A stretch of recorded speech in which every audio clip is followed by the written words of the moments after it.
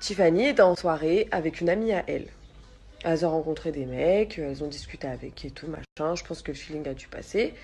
Quand la copine de Tiffany lui a dit, bah, viens, on rentre, demain je commence tôt, etc. Tiffany a dit, non, je vais rester avec les mecs, etc. et tout. Donc elle est restée, elle a passé sa soirée avec eux. Et le lendemain matin, elle s'est réveillée dans une baignoire remplie de glaçons, toute nue. Donc bah, elle était choquée et elle voit sur son poignet qu'il y a écrit un mot. Donc il y a écrit lorsque vous vous réveillez, appelez le 15. Elle regarde autour d'elle, il y avait son téléphone, donc elle prend son téléphone, elle appelle la police.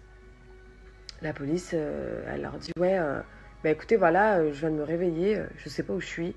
Je suis dans une baignoire remplie de glaçons, je suis nue, je sais pas ce qui s'est passé, je me rappelle de rien. Donc ils lui disent commencez par regarder autour de vous, est-ce que vous avez vos affaires, etc. Donc elle avait tout, tous ses affaires, ses vêtements pliés, archi bien et tout. Son sac à main, ses papiers, sa carte bleue, rien n'a été volé, rien du tout. Du coup, ils lui disent est-ce que vous pensez que vous avez été violée? Donc elle dit non, franchement, je pense pas. Bah après, voilà, elle n'avait pas de certitude, mais là, voilà, elle pensait pas. Est-ce que vous pouvez vous palper le corps et tout pour vérifier si vous avez rien, etc. Donc, elle dit non, franchement, j'ai rien du tout. Bah, pas de bleu, pas de traces bizarres sur le corps. Est-ce que vous pouvez regarder si vous avez des traces d'injection? Donc elle regarde à l'intérieur du bras, là où on fait les piqûres, etc. Elle avait une trace de piqûre. Donc elle dit oui. De là, elle commence à dire ah d'accord, est-ce que vous pouvez regarder, est-ce que vous pouvez toucher votre dos, nous dire ce que vous ressentez? Donc elle passe sa main dans son dos, elle touche son bas du dos et elle avait des pansements. Donc elle leur dit bah j'ai des pansements dans le bas du dos. Qui disent bah écoutez on arrive tout de suite, ne bougez pas, restez où vous êtes et tout. Donc je sais pas où elle était, soit elle était dans un hôtel, honnêtement je sais pas les filles. Donc voilà, mais ils ont dû la géolocaliser avec son téléphone.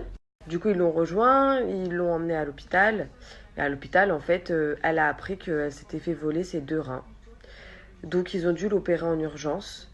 Parce qu'il y a un risque d'infection, voire d'hémorragie quand c'est mal fait, mal recousu, etc. Et en fait, ben, ça a été très bien fait.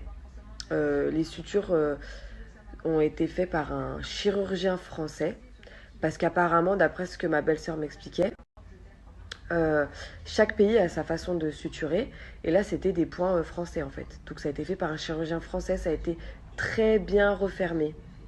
Euh, Très bien. En gros, c'est un taf d'un chirurgien. C'est pas un mec qui s'est dit vas-y, je vais lui péter ses reins et l'histoire elle est réglée. Non, non, ça a été fait par un chirurgien. Donc voilà, la fille, la pauvre, est sous dialyse 4 fois par semaine. Euh, bah, ils lui ont gâché sa vie. Tout ça parce que voilà, elle était naïve, la pauvre, elle a eu un bon feeling avec des garçons en soirée et elle a plus de reins. Donc voilà les filles. Moi franchement quand ma belle-sœur m'a raconté, j'étais choquée. Sachez que ça s'est passé à Paris et que apparemment, d'après ce que la police a dit à la fille en question, euh, ça arrive une fois par semaine à Paris. Franchement, c'est méga chaud. Faites attention avec qui vous sortez, avec qui vous squattez en soirée et surtout ne lâchez pas votre verre. Parce que je pense qu'elle a dû être droguée pour ne plus se rappeler de rien. Voilà quoi. Donc voilà, ce matin j'en parlais avec Alissa. Alissa m'a dit non mais là faut faire une story, faut sensibiliser les gens et tout. Du coup bah je vous raconte l'histoire. Moi je m'en remets toujours pas. Franchement, pour moi c'est digne d'un film d'horreur en fait ce qui s'est passé. C'est des histoires qu'on voit dans les films et tout. Je pensais pas que ça se passait. Je savais qu'il y avait du trafic d'organes, que il allait se passer des choses, mais pour moi c'était dans les pays de l'Est. C'était j'ai entendu voilà des histoires mais pas en France. Et là ça nous touche